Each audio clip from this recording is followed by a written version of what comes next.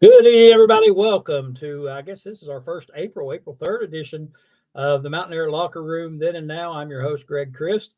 Welcome to the show. As always, we start the show off by begging you to like, subscribe on YouTube.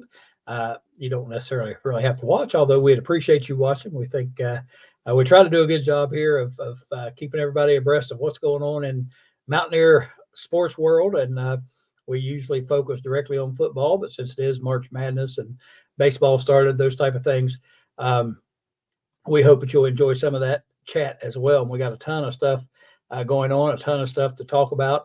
A lot of it is basketball, but we're also going to talk a lot of football tonight as well.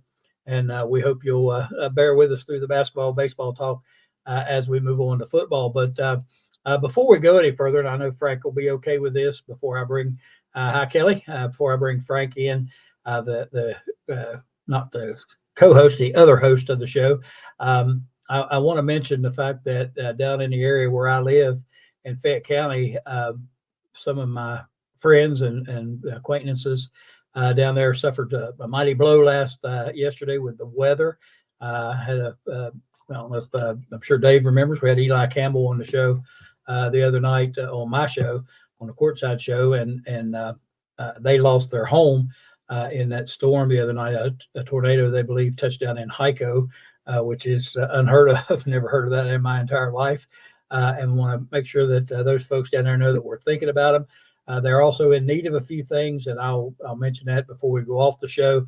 I'm trying to get information on where to send stuff if you can help out with it. I know they have a GoFundMe. A lot of people don't like to use the GoFundMe because of the money disbursements, but they need some particular items that I've found out so far. So if anybody can help out with that, they would surely appreciate that. So our thoughts go out to all those folks down in Fayette County and other places in West Virginia. I know the Charleston area got hit as well.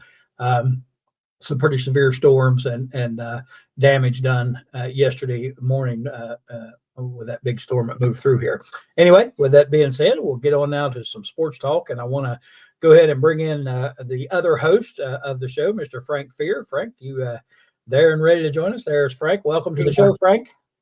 Well, I'm glad that not only to see you, Greg, but also you said what you said. Yeah, all of us from a distance were shocked that that weather pattern was the way. But these days, that's the way the weather is, and so and I saw photos.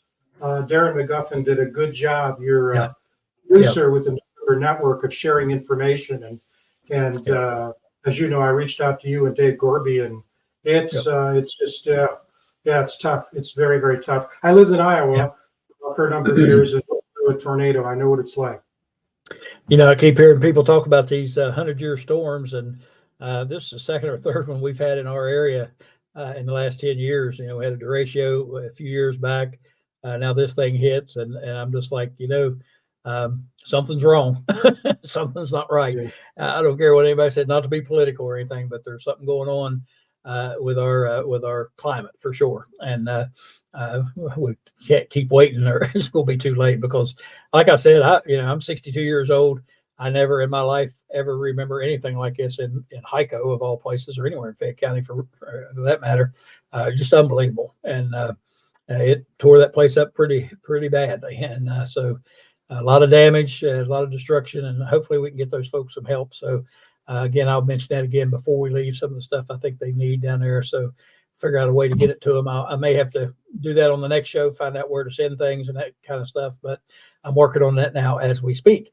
Mentioned in the introduction of the show, we have a ton of stuff going on, a lot of basketball right now. Of course, we are in the waning moments of the March Madness. The Elite Eight just finished up. The Final Four is coming at us now, and we're going to start our conversation off tonight with a little review on how we thought the Elite Eight went, and then what we think about the Final Four that's coming up in both men's and women's basketball.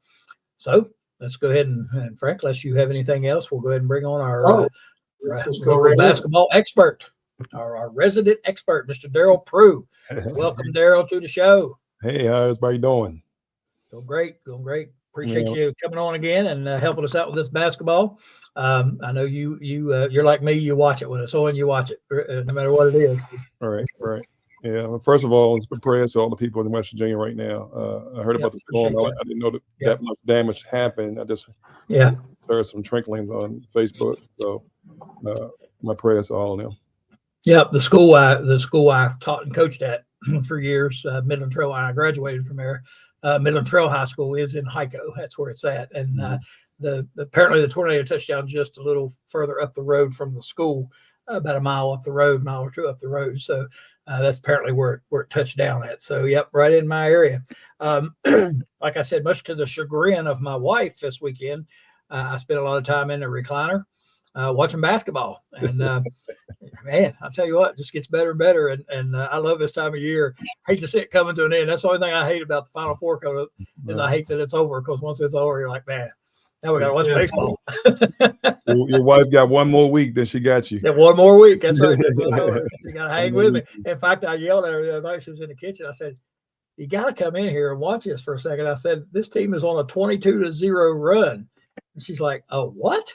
I said, they scored 22 straight points. Other team hadn't scored. I don't care. Back to the kitchen. Yes, I can't get her to watch too much.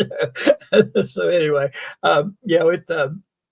it was a good weekend watching games, and not that all the games were great games, but fun to watch these guys when, we don't get to watch them. I know I try to watch as much as I can during the season, but you don't always get to see some of these guys, or you don't pay attention to these guys until this time of year, when you really start taking note of them and seeing how well they play and what they play.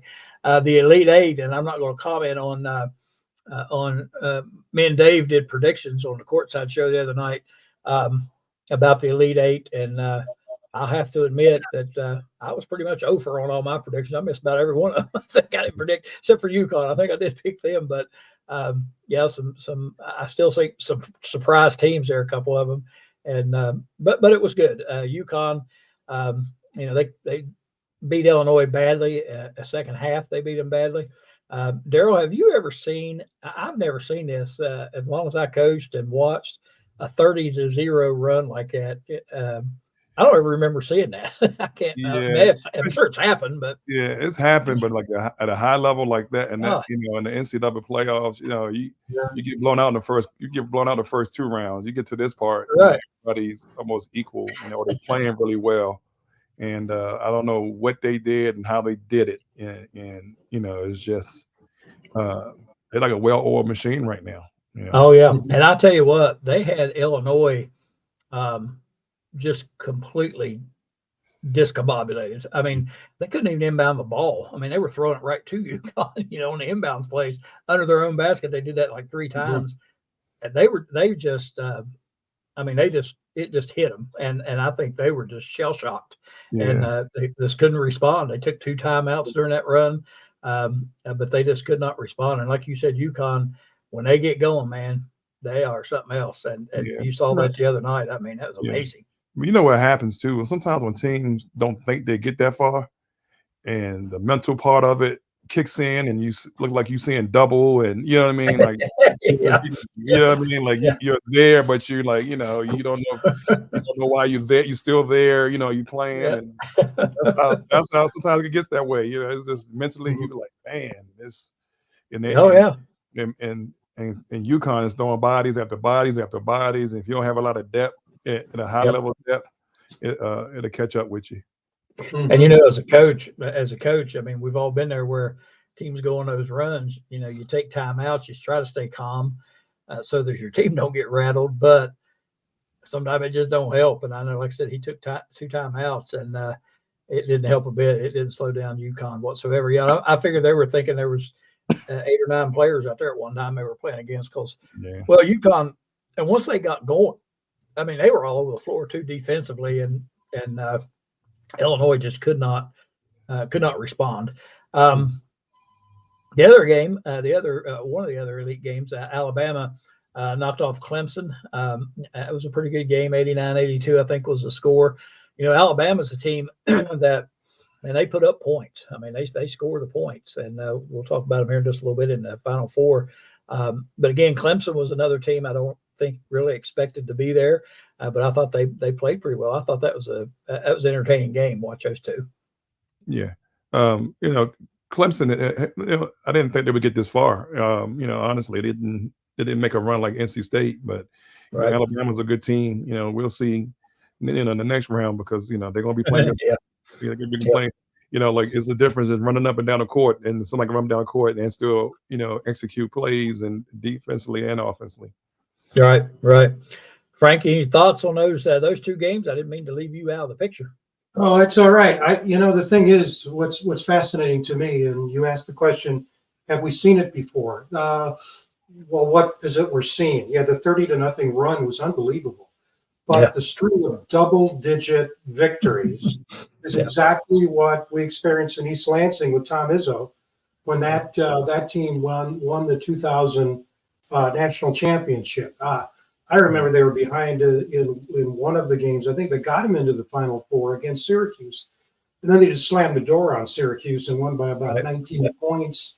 And we're seeing that with Connecticut. They lost 3 players to the pros last year. So I think what we're seeing is the difference between a really good team and a program. And the other thing, Darryl and I were talking earlier this week, I love this. It's the year of the big man. I mean, you've got big man everywhere except maybe Alabama, and this Donovan Clingan that UConn has. If he goes up against Edey, that's going to be very interesting because they're both 7-2. But you got DJ Burns, North Carolina State, who has become a national darling. Big smile on his face, and you're absolutely correct that who expected Clemson, but did anyone expect NC State? Yeah, that's right.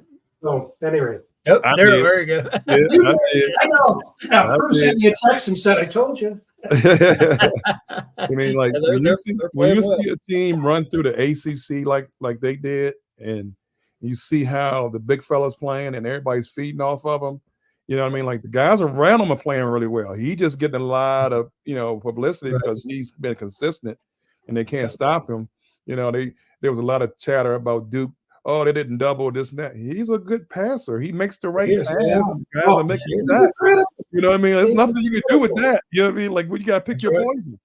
And Flinchum was supposed to be a lottery pick, and he took him to school. He old fashioned, like me out there playing when I was 40, playing against some of them young boys and spinning off of them. Can't jump. Just having a good old time, and they can't stop it. And that's the best way to play sometimes, just free. And, you come to win. Them guys are fighting. They fighting for each other. And, it's going to be a tough game against Purdue. But if Purdue guards and stuff if they don't come to play, it's going to be a tough game for them. That's right. Joey, what's enough? Let's bring in the other two guys here so that they can, when we get into the Final Four, they can offer their thoughts. Yep. Of course, on the last game, Purdue knocked off Tennessee. We know that. And NC State, of course, defeated Duke. And NC State, like Darryl said, when a team, there's a lot to be said for a team getting hot at the right time. And they definitely did that. They rolled through that tournament and then come right into the big tournament with a lot of confidence. And you can see that. And like you said, the big man, DJ Burns, he's a baller. I mean, he can play, and he's got a nice touch around the basket. He passes the ball very well. And like you said, you pick your poison. Do you double team, triple team him, try to stop him and let the other people score? What do you do with that? And I feel like with their matchup in the Final Four, it could be a little tough on him with the big man underneath, because he'll be able to negate him probably by himself, I would think, because he's not just Edey's not just tall, he's big too. You know what I mean? He's not going to be knocked around real easily. So I think it depends on how they react to that. Dave Gorby and Mickey Plumley have joined us. Welcome, Dave. Welcome, Mickey. Appreciate you guys joining us tonight. Thanks for having me tonight, guys. Hey, good evening. Good to see you, buddy. Who somebody asked a question on the chat? Joey? Joey, Yeah, Joey. NC State. Yeah, do you have NC State? I think he thinks you're bluffing. So what I do, Joey, I don't start really predicting until after the first round. You can tell about how teams play after the first round and how they get there. And me, Frank, and Greg had a conversation 2 weeks ago about NC State, and I just kept on saying, I like NC State. I like NC State. I like NC State. And they're not scared of Duke because they play against them all the time. So now, this game, it'll be a tougher game. But if you watch the big fella DJ Burns, he'll post up at the 3-point line. Yeah. And I don't know if Edie likes to come way out there. A guy like that, got to make him move his feet. We used to I had Roy Hibbert, and we used to play against a big fella at Pitt. I forgot his name. Aaron Gray, right. 7-footer. And we used to do a move called run around. So instead of just banging into him, we say run around and make him move his feet and go to the other side of the rim. Guys in the post don't like to move. Only guy that was really good playing on defense, moving like that, was Alonzo Mourning back in the day. He'll go from one side to the other and block a shot. But these guys don't, we'll see if he likes to move or not, or if they double him because he's going to try to drag him away from the rim. So, so those guys can cut and drive to the rim. Because he can hit a 12-footer too. So, it's going to be, I don't think they should let DJ Burns guard him. They should put the other big guy on him, and you got to do your work early because once he posts up under that rim, it's too late. Yeah. So who you picking, Darryl? You got Purdue or NC State? I'm gonna stick with NC State. Oh, in on NC State. Yeah, NC State. I'm gonna stick with NC State. I got some friends that played at NC State. Benny Bolt and Benny Muhammad now. Derek Wittenberg. I know all those guys. So I'm gonna ride with them on this one. All right, Gorby, what about you, buddy? Who you got? I know, Gorby. Mine and your prediction sheet was pretty well wiped out. I think you did a little better than I did. Was mine better? It was better, not much, but it was better. Oh my gosh! I forced you into taking one that you took in one, so you have to thank me for that one. Oh, I'm sorry. I picked Alabama before UNC. Dave, he's taking credit for your success, huh? No, that's awful. That's awful, man. I didn't have any success. I got to take credit from somebody. I told my wife, I said, I'm gonna quit picking these games live like this because I'm making a fool out of myself. People are gonna be like, "What's he know about basketball? He don't know anything." So, go ahead, Dave. I'm sorry, I keep interrupting you. Go ahead. No, you're good. Man, that kind of like what Darryl said. Man, NC State is on such of a high right now of feeling ever since they really lost to Duke right before the ACC tournament. Man, they could beat Duke right then. It was probably like 2 weeks right before the tournament. But man, it is a tough pick because I watched that Purdue and Tennessee game, and man, God dog. Let's go. I'm gonna go Purdue on that. All right. Mm-hmm. Took him a while, a little unsure of himself. Well, here's the thing about Purdue, like the other day, it was only him and Dalton scoring. Like Purdue didn't have anybody else score the ball at all. I think the guard had like maybe 9 points or something like that. Was the second guy that had points. So I don't know, like kind of like what Darryl said, man, he'll kick it to somebody else, and they got a couple guys that can hit some shots. So yeah. Mm-hmm. All right, Mickey, what's your thoughts? Well, I'll tell you, I'm going to go with UConn repeating. Well, we're not talking about UConn yet. We're talking about Purdue, North Carolina State. So you're not going to wiggle out of it. So go ahead and give us a pick on that one first. Okay. Well, between those two, I gotta go with NC State as well. I agree with Darryl. The big guy in the middle there, he's just been on a tear as the whole team has. And in some respects, that team, the run that they're making is reminiscent of the run that Jimmy Valvano's team made in some respects, I think. So, I mean, they're very physical. They're very tough. You got the big guy there in the middle. And as long as he keeps playing well, then, yeah, I would take them to get in the final two. All right, Frank. Well, I think in both of those semifinals, I understand exactly where Darryl's coming from. And my heart's with NC State, a team I used to follow when I was a very young kid. But, you look at these two big men, UConn and Purdue, and I see them in the final. I will say this, though. Look at the last couple of years. Purdue gets snake bitten and doesn't get it. And the other thing that's defining this, and we all know it, with North Carolina State and Purdue, they haven't been there in 4 decades. And so you got a long time coming with Purdue and North Carolina State. And I agree with Mickey. It is shades of Jim Valvano against Houston many, many years ago, 83, I think. But I like UConn and I like Purdue in the final. And who's going to beat? I don't think anybody's going to beat UConn. All right, so Frank's got Purdue. So I think it was 2-2. I'll break a tie. I just watching NC State. You know, one thing they do well is take care of the basketball. They don't turn the ball over a bunch, but they don't guard the 3 real well. And I just think that if Edey negates Burns a little bit, I think Edey's going to have a big game. I don't think they can stop him, to be honest with you. And he passes the ball well too, and I think he's the key to it. If he plays well, I think Purdue's going to win the game. But anything can happen. Like you said, UConn and Alabama. I don't know. Is there anybody on here that's picking Alabama? No. Anybody's going that route. So we all got UConn. Like Frank said, they got a very good big man in their own right, Donovan Clingan. But they got a lot of other players too that can flat out score. Oh my God. They can score, and they play really good defense. Alabama, of course, they got the offense. They're the highest scoring offense in the nation. I think they like to run it and gun it.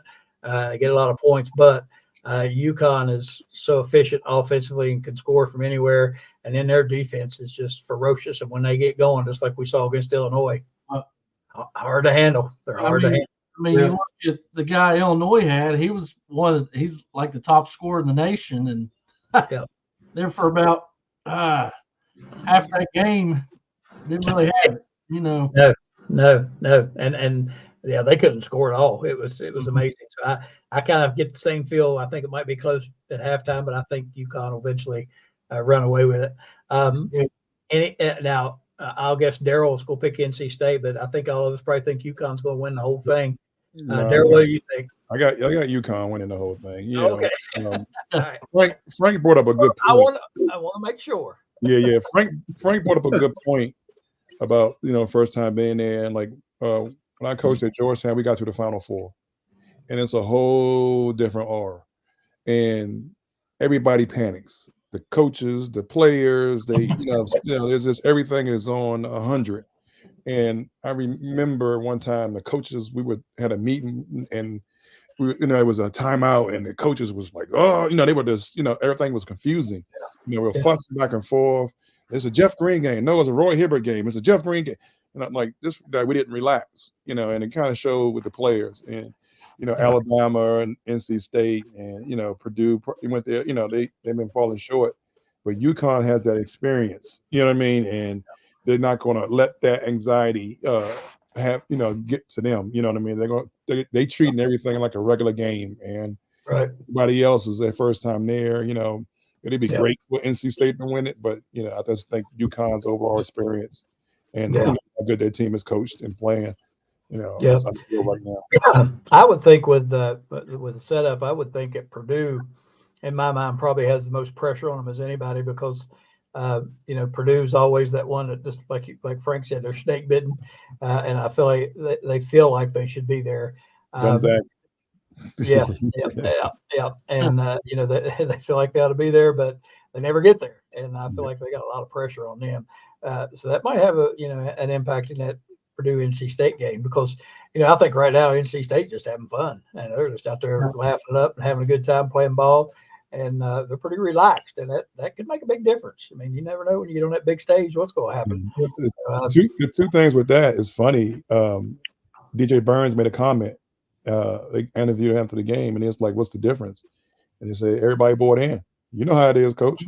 When everybody buys in, it's a whole different animal." That's right. That's exactly right. Like at Georgetown, we went to the Final Four, and we recruited 2 All-Americans. We had 3 parade All-Americans, and one of the guys like, "What was the difference between the 2 teams?" I said, "Y'all didn't buy in." I said, "They bought in. Y'all had a team, but y'all didn't buy in. It's a big difference. We're losing the first time, you know what I mean?" And I think the head coach from NC State was about to be chopped. Yeah. And now what you gonna do? You got to give him. You That's got right. to extend him now. You can't fire him now. He got you to the Final Four. You know what I mean? That's exactly right. Yeah. Yeah. Yeah, And got they- you to the and he Final came Four. from high school. I thought you could. Yeah. Yeah, and he came from high school. The coach at UConn came from high school. So Yeah. the thing where you have to be a college assistant coach or a college coach to coach it. No, you know what I mean. Like some of these guys got experience playing and been around people. They know basketball. Basketball is basketball. It's just That's right. different levels and details from each level. That's all. Yep. And I'm going to get back to that subject here just a little bit when we get into Darian DeVries' press conference. I want to talk about that topic just a little bit. Some of these reporters, some of the questions they asked just drives me insane, but that was brought up in his press conference. So anyway, we also have the women's Final Four tipping off as well. And, I'm going to be the first to tell you, I don't follow women's basketball real closely. I don't know a whole lot about it. And so I'll go with the favorite. I know NC State, the women's in there as well. NC State playing South Carolina in the first game, UConn and Iowa in the second game. Of course, I think everybody knows about Iowa and Caitlin Clark. South Carolina, of course, undefeated coming in. I'm going to say that South Carolina and UConn are going to meet in the national championship for the women. I think UConn might upset Iowa, and I think they might. I saw them play about a half a game. So I saw Iowa play a half a game against West Virginia. So that's about all about women's basketball I've watched. Frank, your thoughts on the women's Final Four? Well, I agree because you have two programs there. Iowa's Caitlin Clark. Hey, on the men's side, Purdue is Zach Edey. Take them out, they're not there. And the same thing on the women's side. I mean, I look at the stats on South Carolina. Obviously, they're number one in winning percentage because they're undefeated. But they're first in field goal percentage defense, 32%. They're second in bench points. The bench is contributing 33 points a game. They're fourth in field goal percentage, and they're ninth in assists to turnover ratio. And I think they have the best coach in women's college basketball, maybe all of college basketball, in Dawn Staley. And, I hate to say it, but I'll say it even on air. As an Iowa State grad, as well as West Virginia, I'm not a big fan of the University of Iowa, but I'm not a fan at all of Caitlin Clark after that terrible television statement in the West Virginia game. And so here, I hope the good women win. And those are the USC Gamecocks. There you go. All right, Darryl, how about your thoughts on the women's? Oh man, it's wonderful because we had three girls from the area. Azeri Fudd for UConn, Paige is from here. I used to work out Hunter Dickinson. She's been at the other side in the gym. And Angel Reese was, is from the area. Her father is a friend of mine, and he's from Washington, D.C. So it's good to see the talent on both sides of the girls and boys in Washington, D.C. area. Yeah. But Paige was Caitlin Clark before she got hurt. Yeah, that's right. She was Caitlin Clark before she got hurt. Gino gonna have some tricks up his sleeves for her. So I'm sure, I think they have enough offensive power to combat that. I think it's South Carolina's year. Last year, I thought they was going to win it, and they lost, and LSU won it. But I think it's South Carolina's year. Yeah, and I think again, you talk about that experience. You wonder with UConn. I mean, seems like they're there knocking on the door every year. Of course, I wouldn't count them out. Well. Yeah, I wouldn't count them out, but I think UConn is going to win it. Yeah, they got their experience, like you said. There's a difference when you step on that big stage. Yeah. What do you think? Yeah, kind of banging off what y'all are saying. South Carolina seems like they're kind of the team, especially the big girl. What is it, Cardoza or Cardozo? Yeah, and then the two guards they have. I know it's like Wiley or something like that. But the two guards they have and the big girl. But yeah, like you said, Gino. How many years has Gino been there? So he's gonna have some wrinkles thrown at Clark a little bit, and but I think it's South Carolina's year, really. So. All right, Mickey, your turn. Yeah, I agree with Darryl and Gorb there. I'm going with South Carolina. You know, it's hard, I think, in any sport, but particularly in basketball, if you got 5 really good players. You know, I'd take any team that had 5 players scoring 10 to 14 points apiece than I would a team with a superstar on it, aka Iowa and Caitlin Clark. But I just like a well-rounded team that can beat you from a number of different perspectives. So I'd have to go South Carolina. Plus, you got to take the program over an individual team too. I think that program has been strong in South Carolina for quite some time now. Yep. Darryl, what do you think? Like with I mean, you've coached. I know what I would do, but what do you think the key is to beating Iowa with Clark? What would your strategy be? One, I wouldn't let her walk the ball up court. I'll turn her. They was playing against LSU, and they was doing that high pick and roll, and the center kept dropping, and I like too far. You know what I mean? I would put 2 on her. I'll just come up here, and then she see 2 bodies. Now you gotta stay close to her without fouling, and put multiple bodies on her. I wouldn't just let her get used to one person. She got used to one person, and she danced all around. She gonna have 5 different people on her. They're gonna be touching her, knocking her down, and trapping her. I would do everything I could. Like even with LSU, and when Angel came to help, the other person on the other wing didn't help Angel, and so Angel's person was getting layups. So Angel had to play 2 people. You know what I mean? So I would just, make somebody else beat me. I would double team her, let them other shooters shoot the ball and see how they fare. Yep, that's what I was thinking. Make somebody else beat you, and the key I think is the person who is guarding the person who's setting the screen. And that's the key. You got to hedge off of that thing, help a little bit, but don't lose your person totally, and see what they do. If they go straight to the rim, you got to go with them, but jump up there and help them, and keep her at bay for a couple seconds, give everybody time to readjust, and make her shots tough on her. And I think that's a key, right? Like you said, make somebody else make some threes and beat you. So, and Frank, I don't know, you got anything else on the women's pick here? I know you've already talked about it, but anything else? Yep. No, I think we covered it really well. Should be very exciting, and a lot of dynamics this year with the teams in there.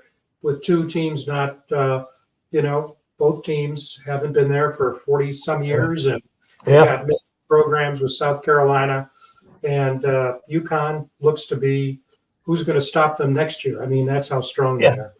Yeah, they're good. No question about it. Hurley does a great job, that's for sure. Yeah, and, it'll be fun to watch. I think these other teams will. It's going to be interesting. I don't know how I don't know how good the games will be, but I think just like you said with NC State, it's going to be interesting just to see. Because they've been playing so well for so long now. That's the other thing. Yeah. All right. I was going to say, when's the last time we had 2 same schools, get both their men's and women's in the final four? Wow, that is just phenomenal. You've seen it with Kentucky, with Connecticut. It's great. NC State, that's great. So it'll be interesting to watch. Some other news, basketball wise.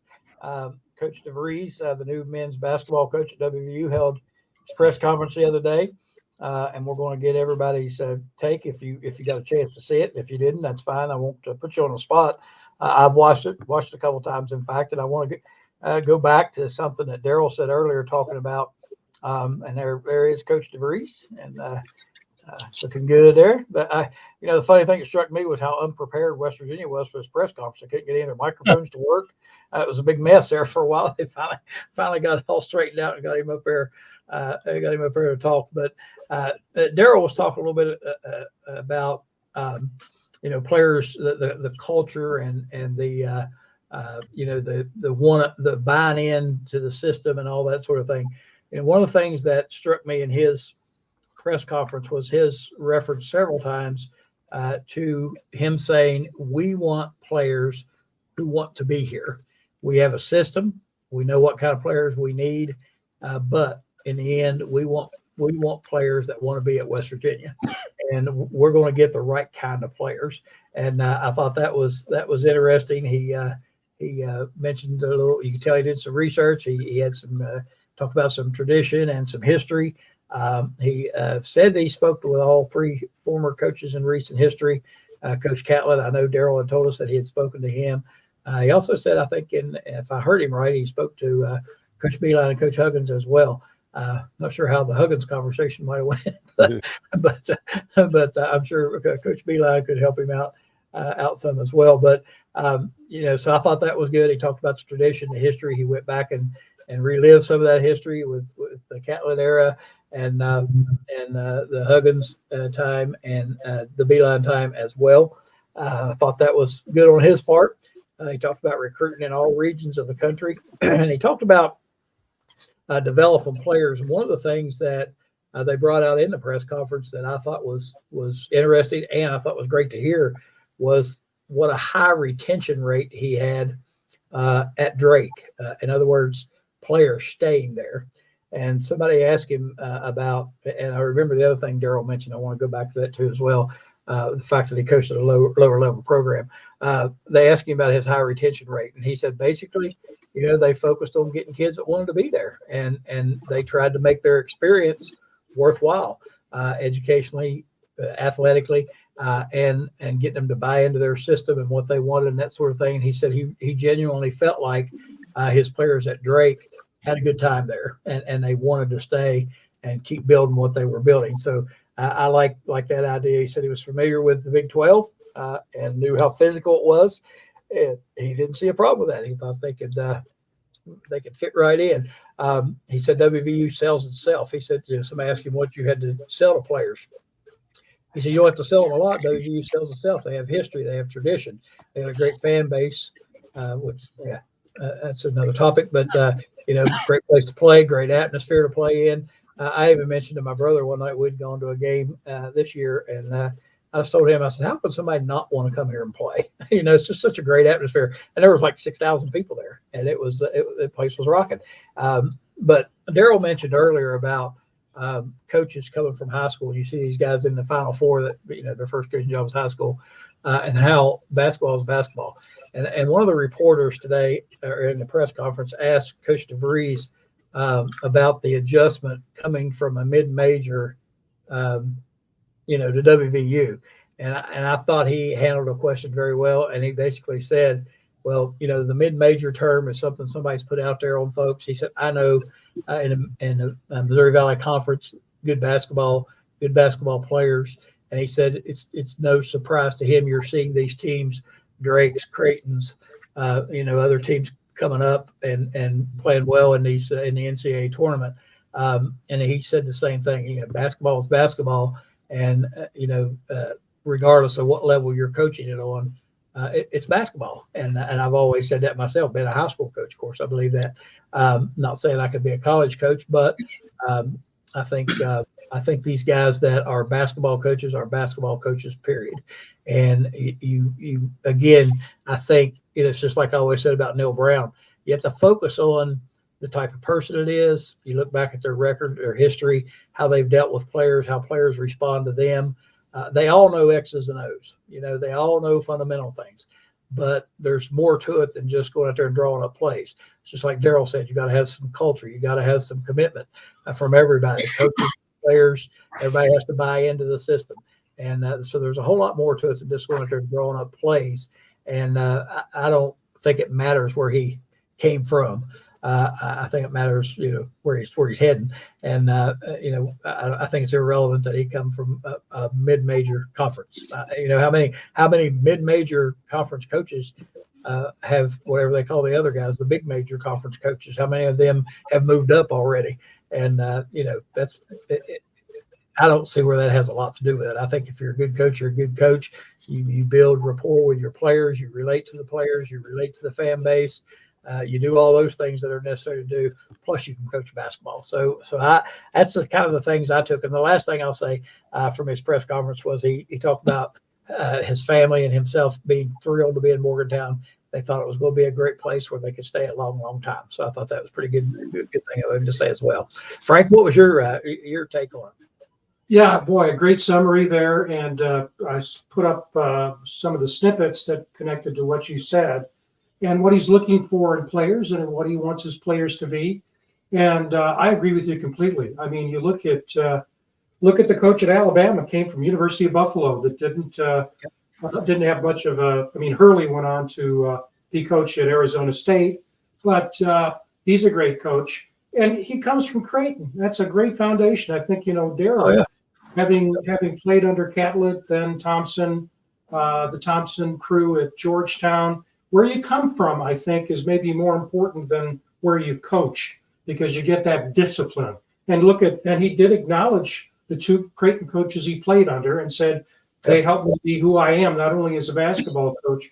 The thing I'm concerned about, and we're all concerned about, is, okay, where do we go from here? As you said, Greg, I looked today, I didn't see any names of high school players at rivals.com.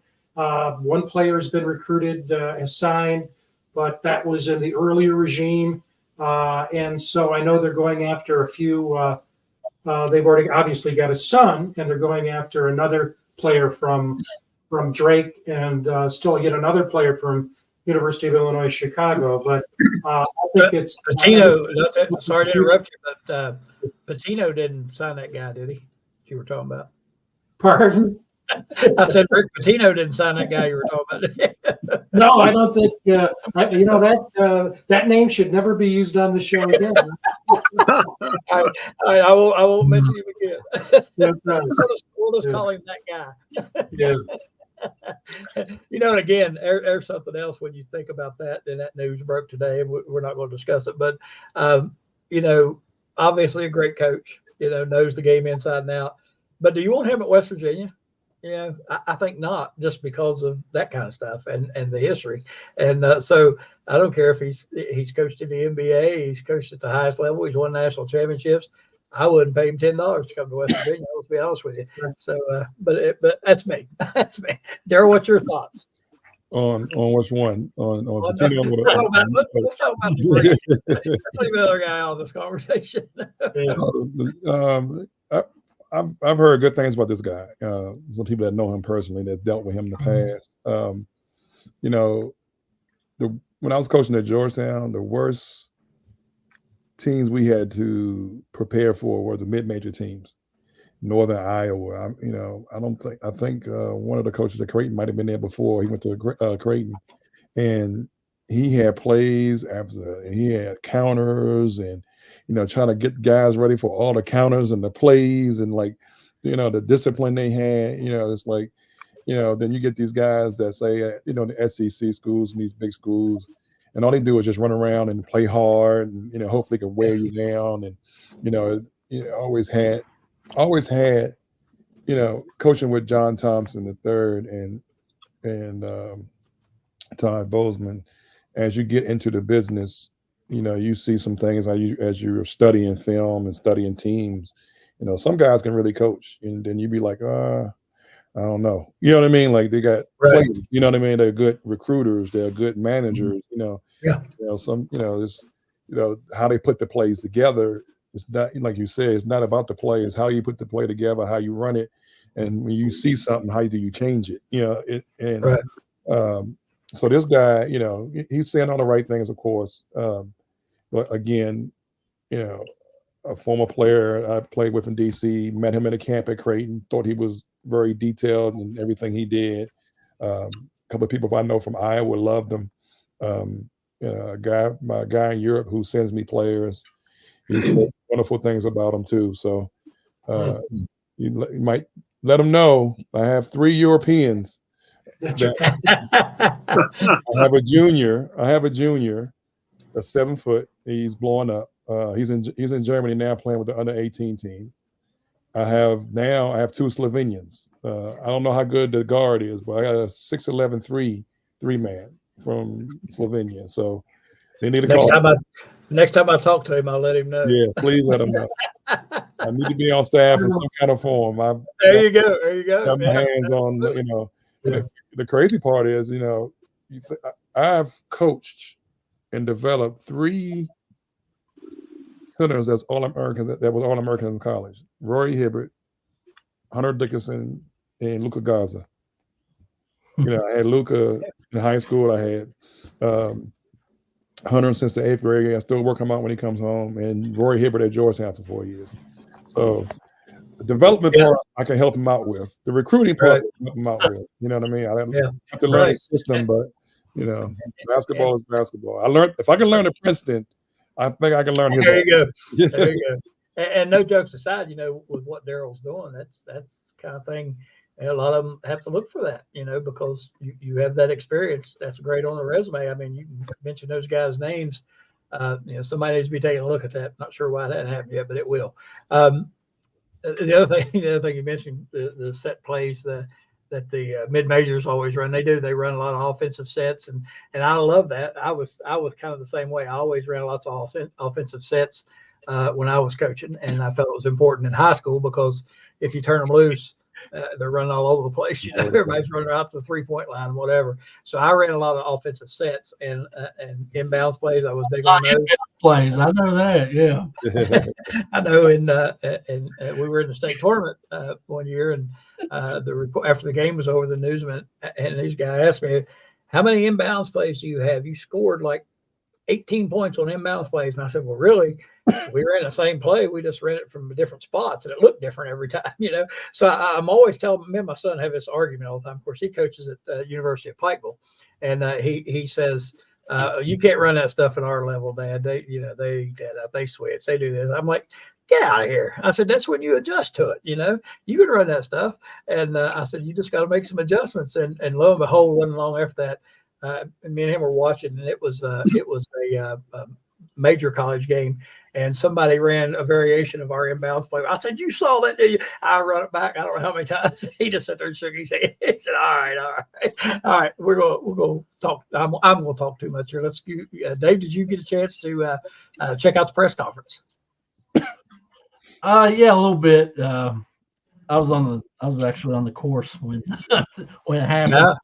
I thought you was on the in the media section, so I thought she was getting ready to say. Go ahead. He was on a golf course.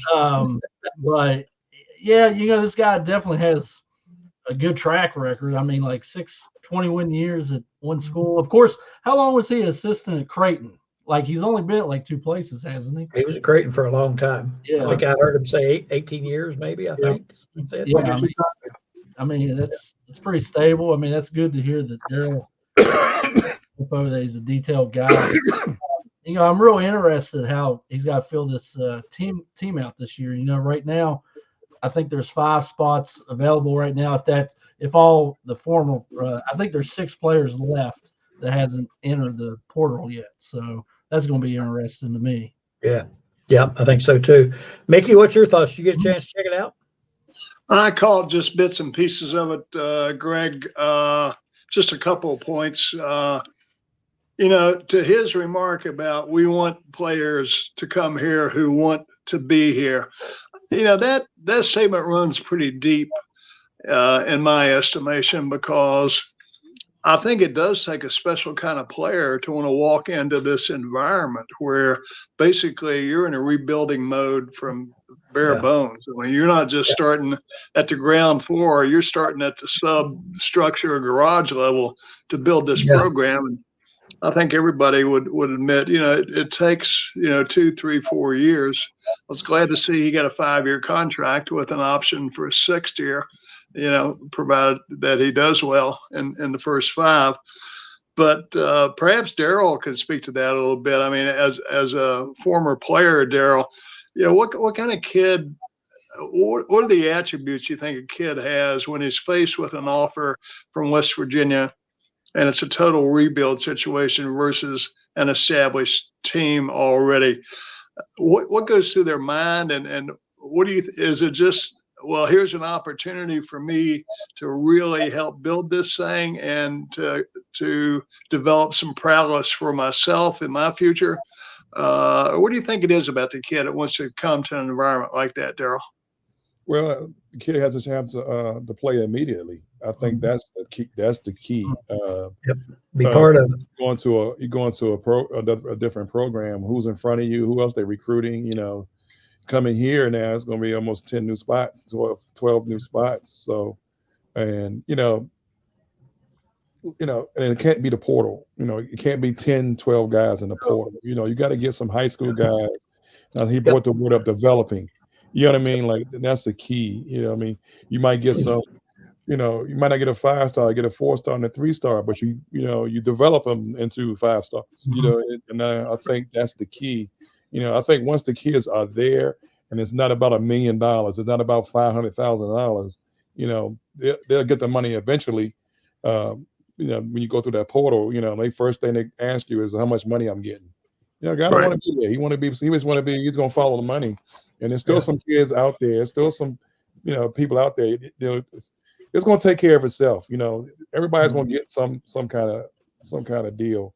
I'm not going to go there because I'm getting 80,000, but I'm getting 90,000 over there. $10,000. You know what I mean? Like, are you serious? So it's not about school for a lot. So now they just got to.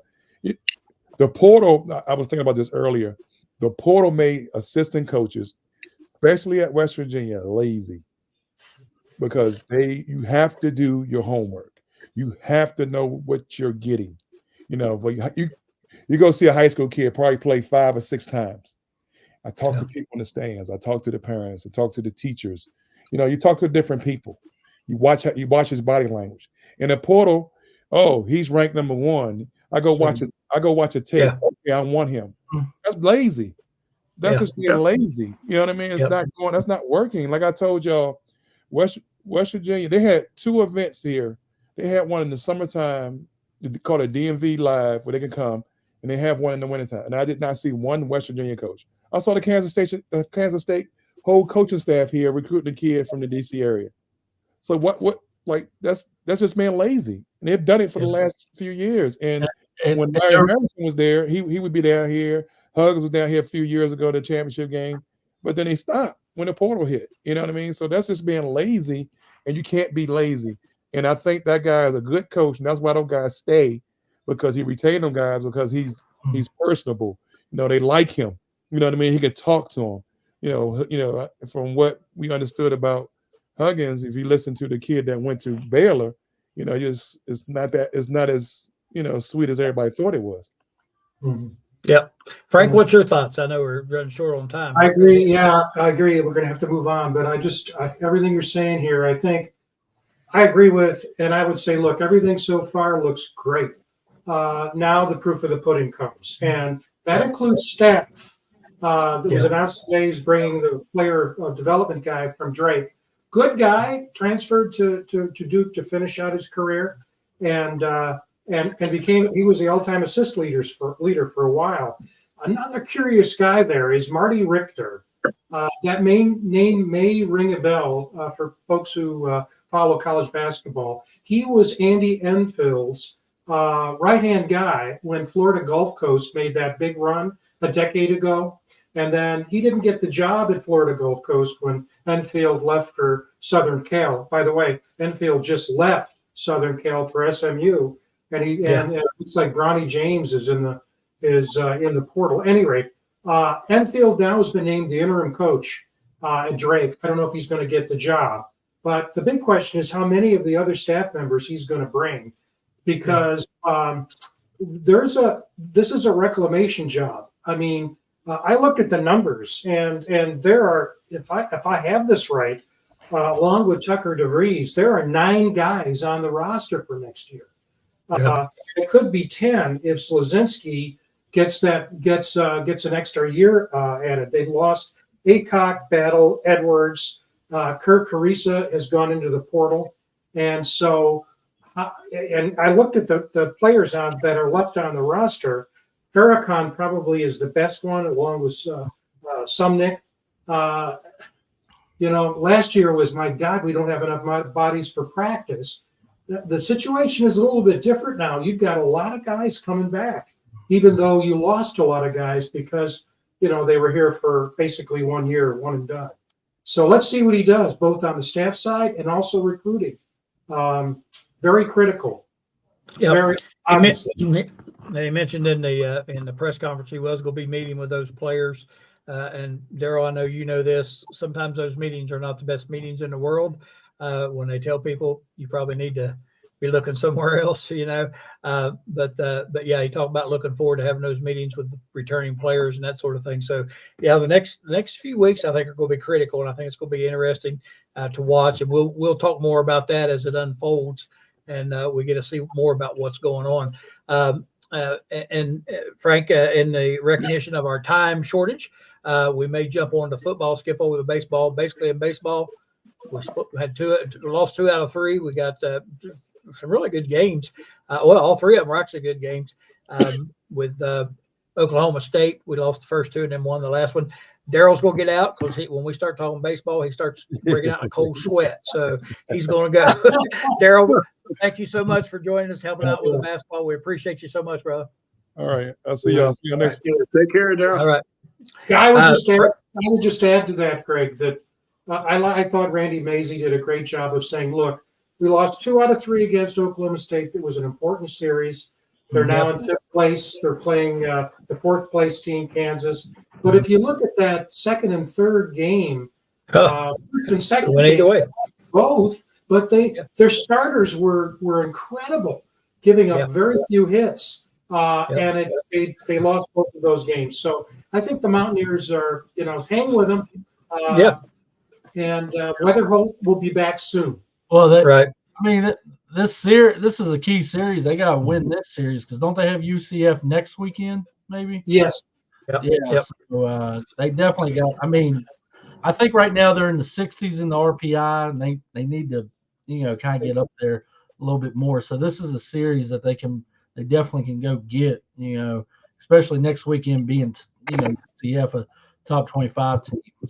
So we'll see. Yeah, the first game, like I said, they could have won any of these games. The first game was a real pitcher's duel between I think Aiden Majors, the pitcher for WVU, done a great job, but the guy for OSU did just a little bit better, and they lost it 2-1. And the second game went into 11 innings. I think was tied up, and they exploded for like 9 runs in the top of the inning. So it looked a lot worse than what it was. It was a 1-1 tie going into that inning. Then the last inning, finally, West Virginia really started hitting, and they held on 1-15-10. So they're good. And before we get into football, Frank, I just got a message. I don't know if you all have seen this or not, but a guy by the name, I follow this guy, Stuart Mandel, on Twitter. He tweeted that a group of sports executives and college presidents are proposing a football league, super league, football conference super league of 80 schools to pay players collectively bargain and increase revenue. The current model for college athletics, they say, is dead, and they want to create this league. So we've talked about that several times with it shaping up like the NFL. And if that's not the NFL model, I don't know what is. And so there's big changes coming on the football landscape as well. And I know we're more focused on the WVU landscape. And Frank, we've watched a WVU Penn State simulation game. I don't know if Gorb, have you seen that? And there's what it looked like. A little bit of it. Yeah. Yeah.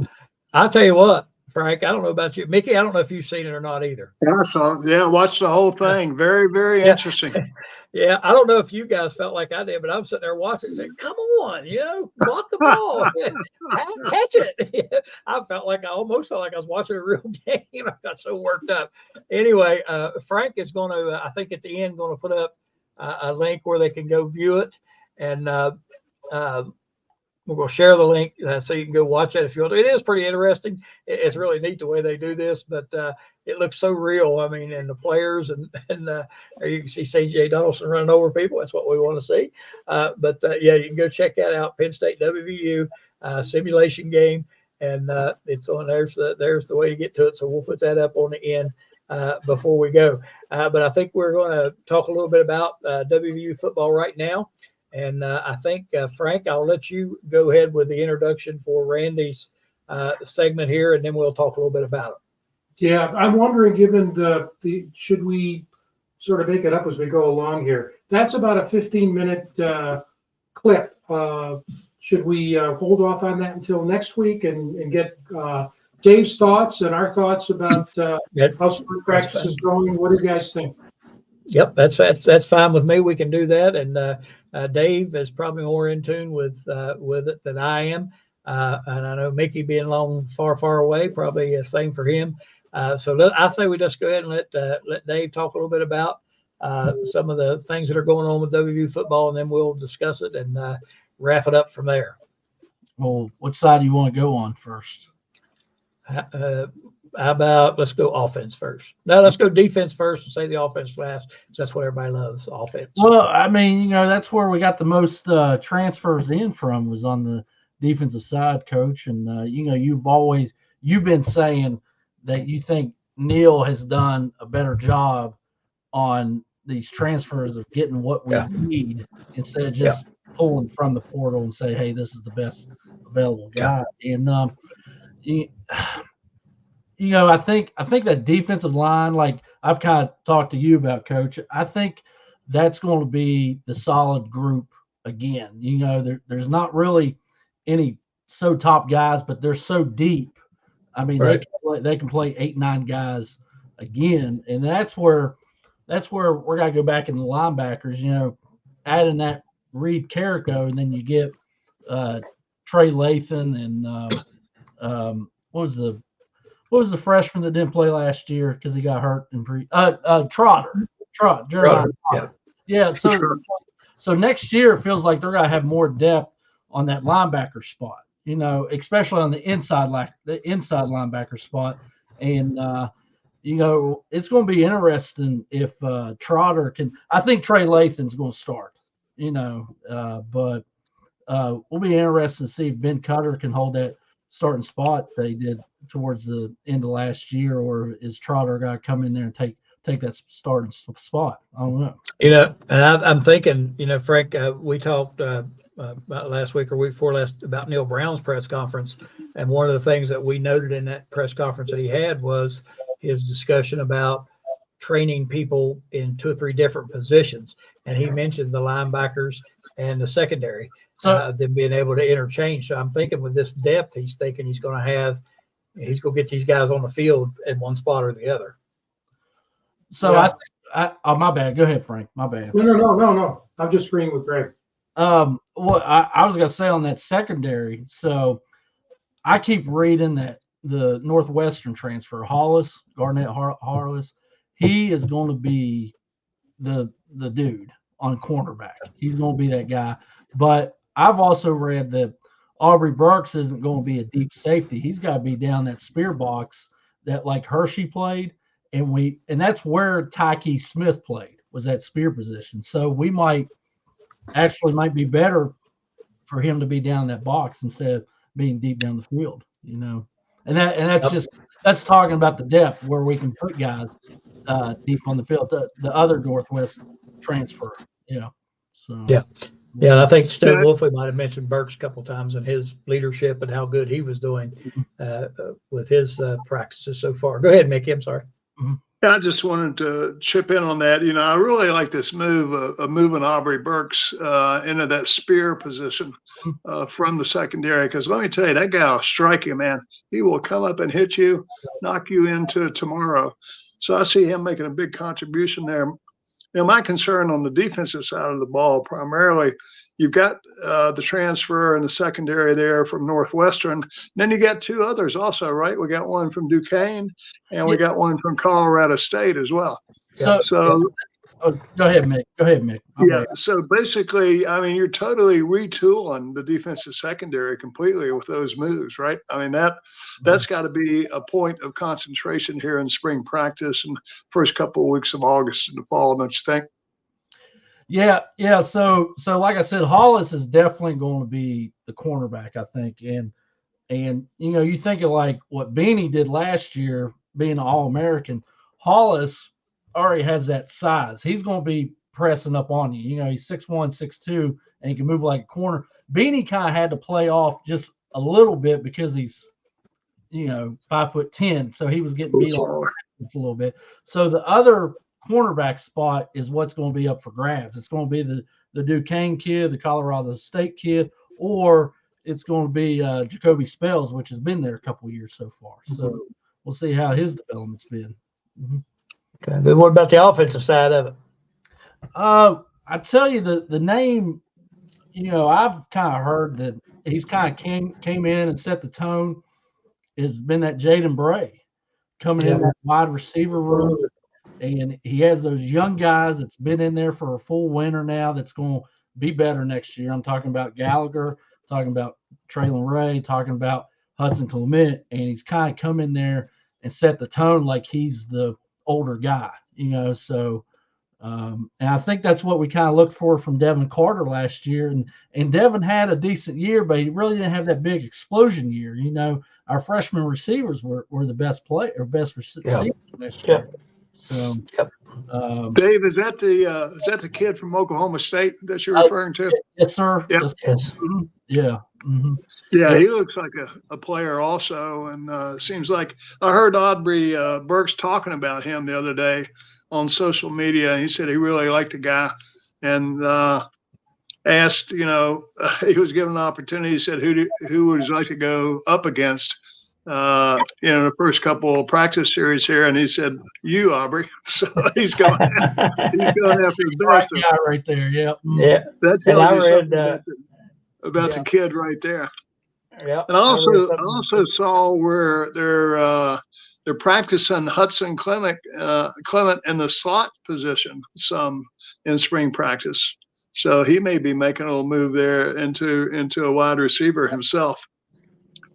And let's see, I think the biggest problem on offense for us this year is going to be replacing Zach Frazier. Well, obviously, that's as tough as can be. And, obviously that's got to be Brandon Yates. And obviously he played guard last year. He wasn't the center. He did play center in the bowl game, but at least we have an experienced older guy in that spot. And, he did look a lot better at the guard position than he did at the tackle position when we tried him out when he was a freshman and sophomore. I thought he was a lot better physical guy on the inside of that line, interior. So they mentioned Coach Brown also mentioned Milam as being. They think he's a NFL prospect for sure, and he's mentioned him as being moved to guard and to center. He's getting reps at both of those spots. So he wants those older guys. If he has to have a backup, because he said, look what happened last year.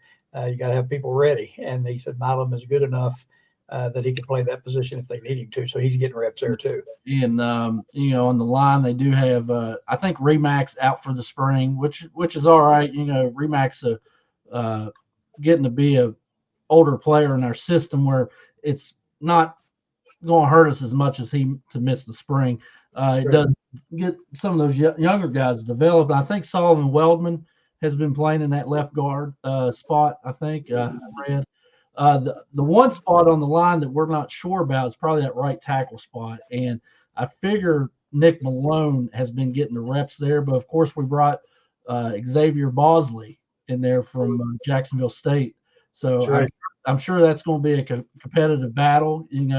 He's going to have to adjust being in the Power 4 football compared to what he was playing with before. But, I thought Nick Malone handled himself on all those snaps he was in the ball games last year, so because he played both tackle positions, left and right, at some point.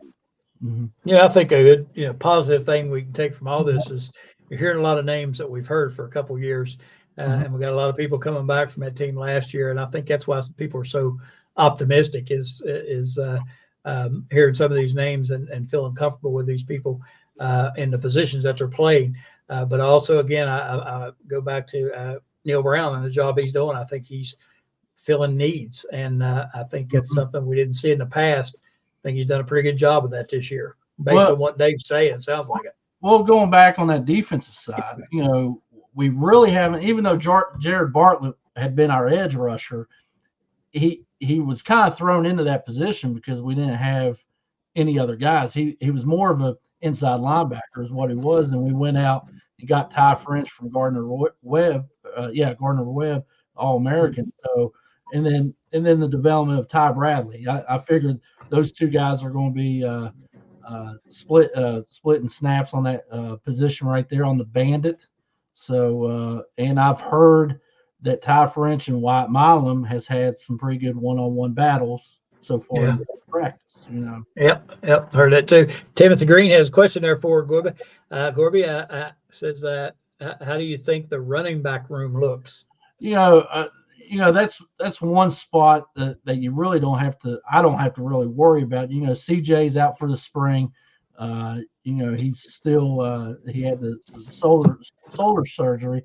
So you think Jaheim White is our number one guy, and don't get me wrong, Jaheim is so explosive. Like, he's explosive, but I think CJ's still going to be our number one guy. Every down type of back. Even though Jaheim can go out there and just make some plays. But I'm not really. Well, it's good to have two guys that contrast each other. With White. Yeah, exactly. Those explosive, fast guys. CJ being the power back. Yeah. Because I thought that was one thing even though we owned that bowl game, I thought that was one thing we really didn't. We were missing that bowl game. Us going in there, kind of controlling we had so many big plays. It was kind of hidden. We didn't go out there and control the game like that, like we had. Right. So a lot of games during the year we'd wear people down, and our offensive line would kind of take over. And when you have explosive plays like that, you don't get time to wear them down. Their offense gets wore down from being on the field so much. But we didn't have time to do that. Frank, you got anything to add here before we knock it out for the night? Well, that's a great summary from you guys. It really hit a lot of the very same points that we'll hear from Randy next week, which I think is not redundant. It's just reinforcing. The conclusion I come to is that Coach Brown knows what he's doing, and he's building a program. And again, I keep on saying this on the chat rooms. Let's be honest, West Virginia does not have a lot of degrees of freedom on this. You have to really be clear about what you need, and you have to pick the players that are going to fill those needs. Got to coach them up. This isn't Ohio State. It's not Penn State. And we've all experienced it before with other coaches, and he's doing what needs to be done. And so it's everything looks just so great. Now, the proof is obviously in the pudding in terms of how the team's going to do. But I'm one, and Greg and you and I've talked about it. If we don't win 10 games, is it a bad season? You can't look at it that way because you're building a program here. But it's really positive. And you look at what he's doing on defense because they feel a lot more comfortable with what they have on offense. And so they needed to shore up the defense. We didn't. Randy will talk about Montre Miller. He's another person that he and I and others have talked about. He's raring to go. Couldn't play last year really because of injury. And so, I'll tell you, really excited for that season to start. Yeah, I think you are. Yeah, a lot of people are. You're talking about getting to 10 wins. I think you kind of hit the net. You kind of hit it like that. That defensive backfield has got to be on their game, and that's coming from. I know we had an All-American in that defensive backfield this year, but all of them has got to be hitting their mark this year. And I think that's the way they're going to get to 10 wins. I really believe that. So yep. And like you said, Frank, we've talked about again the wins and losses. You talk about 10 wins. If you don't get to 10 wins, a failure, whatever. But, you got to look at things. There's a lot of factors go into it. You look back at the Houston game, for example. Well, that was a fluke. I mean, for all intent and purposes, we won the game, and it was a fluke at the end. They caught a Hail Mary. How often does that happen? So, but it's a loss, period. So I'm not so sure that all those the wins and all that always mounts up to success or non-success. I know you want to win. All of us want to win. You obviously want to win a lot. And if you don't win a lot, it probably would be considered a failure. But I don't know about 10 wins, 9 wins, what the mark is. But I think we're primed for a good season. I know everybody's excited about it. Mickey, your final thoughts. Just summarize, looking forward to getting the pads on here and looking forward to that opener against Penn State. Not that much time left, really, when you think about it. Maybe 120 days or so. Be here before you know You got to take advantage of every moment you can, to get prepared. One of the things that surprised me, I didn't realize this, that, back in the day, since this is the Mountaineer locker room then and now, when you had spring practice, you practiced for 30 days. Okay. This year, they've got 14 practices, and that's it. It's like every other day you get to, and I think only 7 or 8 of those are with pads on. So not a whole lot of time to do prep. So just got to give it your all and get ready to bring on those Nittany lines. There you go. I had a vision in my mind just now when Mickey said, talked about getting the pads on. Next week or 2 weeks from now, he shows up and has shoulder pads and his old jersey on from back in the day. There you go. Mickey, it'd be great television, Mickey. We might get tens more viewers. Yeah. That might be good for one play. One play. That'd be great. I don't even think I'd be good. I'd be wore out after I got the uniform on. I can't do that. Greg, I was just thinking about Dave's point earlier about those defensive backs. In a way, playing a All-America level quarterback in the first game who is going to have to establish himself again to be considered for even a Heisman possibility in 2024 is a good test. It's a baptism under fire for those defensive backs because what he's going to do. They're going to go after those D-backs early and often, and early to try to quiet that Mountaineer crowd. So I think that actually could be a very good thing. So we're going to know a lot about how strong that defense is early on in the season with that first game. Yep, I think so too. It's going to be exciting. I can't wait. I'm already thinking about it, so it's going to be fun. Dave, your final thoughts? One more thing I was going to say. So I was talking to you, Coach Chris, last week. So I'm always talking about the numbers. And I know one kid already announced that he let Tariq Austin Cave.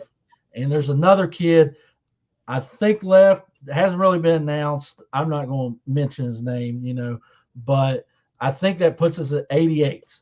So by the time fall semester hits, that number has to be 85. So there is going to be a couple more kids that kind of leave the program here soon, probably right after spring ball is what I'm kind of picturing. So and I think during spring ball, of course, I think they pretty well established a deep two deep chart or a depth chart.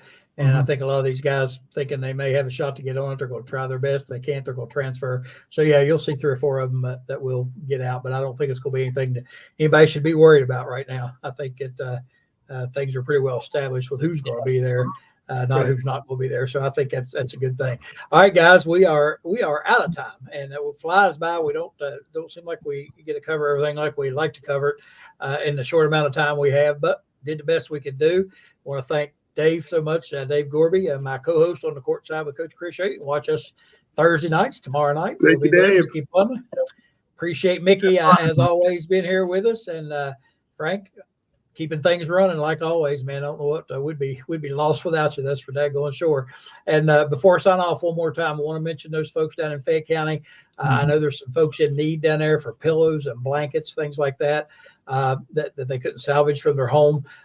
So we'll get back on later on and let you know more about that, where if you want to donate and send some stuff to them, or financially, anything you can do to help would be appreciated by those folks, I'm sure. Well, guys, that does it for another Wednesday night. We appreciate all of you, and we appreciate everybody for tuning in and watching us. Again, give us a like and subscribe on YouTube. We appreciate that. That helps us keep this going. For the Mountaineer Locker Room Then and Now, I'm Greg Christ. Frank Fear, Mickey Plumley, and Dave Gorby, we bid you good night, folks. Bye, everybody. Oh.